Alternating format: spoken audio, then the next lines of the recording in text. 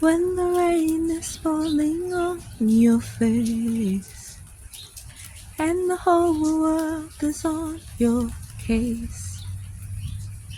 I could offer you a warm embrace to make you feel my love. And the evening shadows and the stars appear, and all you feel is fear. I could hold you for a million years to make you feel my love. The storms are raging on the rolling sea and on the highway of regret. The winds of change are blowing wild and free. You ain't seen nothing like me yet. I go hungry, I go black and blue. I go crawling down the avenue. Oh, there's nothing that I wouldn't do to make you feel my love. When the clouds are heavy and the roads so gray, your feelings start to opaque. Just know the sun is on the other side. Follows happiness you hide. When you feel it and it's all so dim, you know your light is at your chin. Just smile and you really see. Go ahead and feel my love.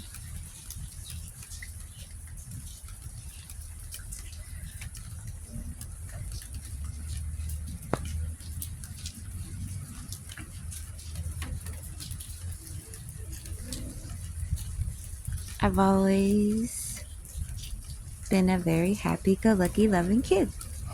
I loved everything all the time.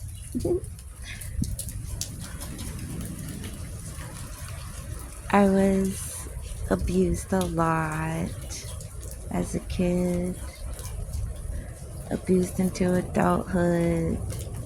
Even through all that abuse, I was still in those loving frequencies. I learned about Philos, Logos, Eros, and Agape when I was like 11, 12. Philos is family love. That airplane, bro.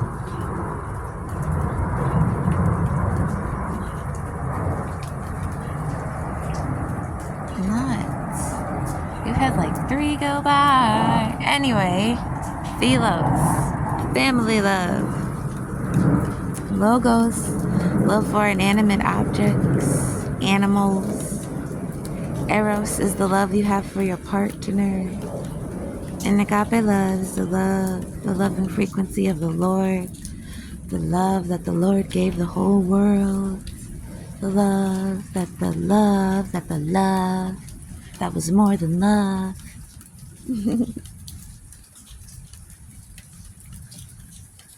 Edgar Allan Poe is definitely one of my favorite poets. I got a collection of all of his work. But I really, truly, deeply love Annabelle. It was a love that was more than love. I am my Annabelle. A love that coveted her from me. Ooh, child. A forbidden love of unforetold things. Oh, I love the way that poem sounds when you say it with a southern accent. Oh, I should pull it out and read it later. I love it. Alright. I can only tell you what I know and what I remember, so this is what I know. I know that love is a frequency. I know that love is an energy. I know that you can project it. I know that you can feel it. I know that you can create it. In majority of my relationships, I loved outside of my heart as to protect my heart from being broken. And then the couple times where I was like, let me try living with my heart and see what happens. It was actually like the worst decision I ever made in my life. Nah.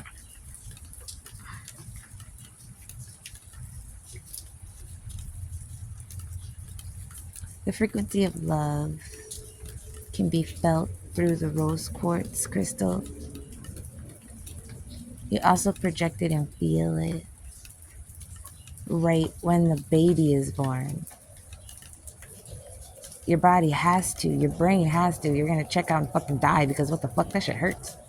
How in the world does a woman survive childbirth without love? You can't. There's no way possible. Maybe there is a way, but I don't think so because love is the most powerful frequency. It may not be powerful like roar, knock you over off of the side of your head powerful, but powerful as in it is consistent. You can fall in and out of love with people, obviously. That's because it gets tainted, right? It's never pure, it's never true. There's always some intention behind it. And if there wasn't, you just forgot, lost the fizzle, didn't apply the pressure the way the pressure was supposed to be applied, and love dies. It has to be contained, it has to be maintained. That's the best thing about love.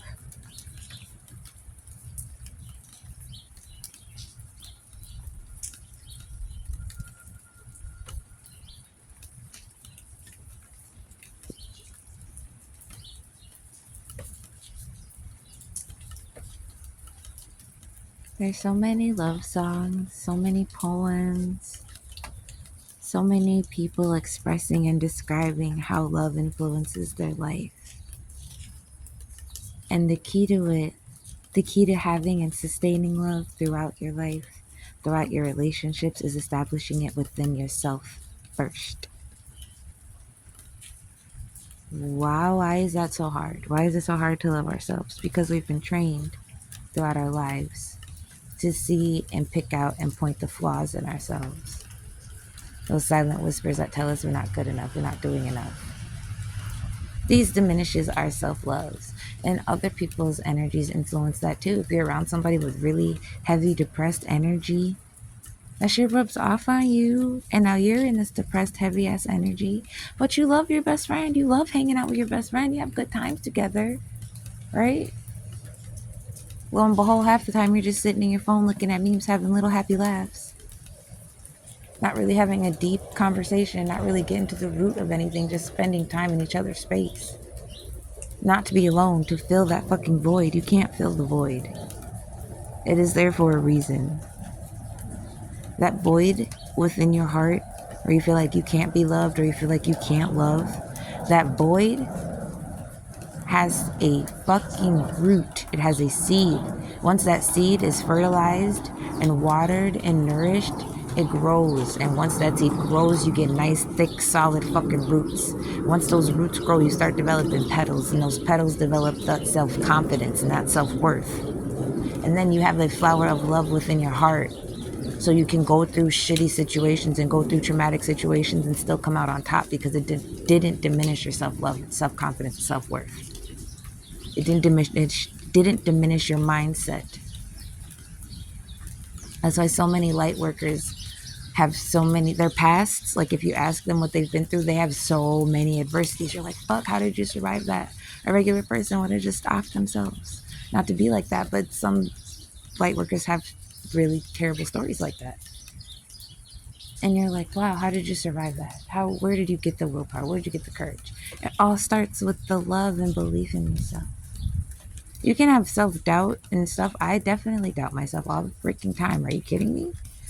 But in the same token, my seed of love, my tree of love, my flower of love for myself within me is so thick and so fucking solid because I know I've survived many adversities, and I know a lesser person would have.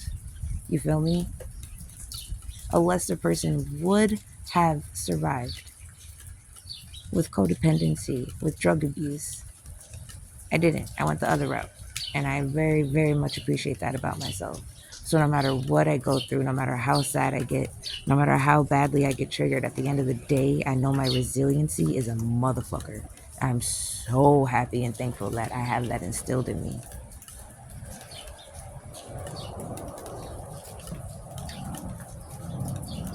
You have to develop some type of loving relationship with yourself.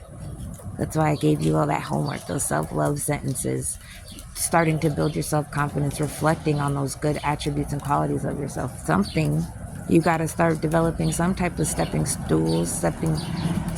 stones to develop tools to use as weapons. Your first stepping stone is self-love and self-confidence. Your second stone is your spiritual belief and your roots in your spiritual belief. Your third stone is combining those together and using your chi to projecting it forward, but we're not there yet. Let's establish this love, this confidence, and then we'll establish some spiritual growth, some spiritual roots, some spiritual development, and then we can work on the chi projecting and getting this armor out.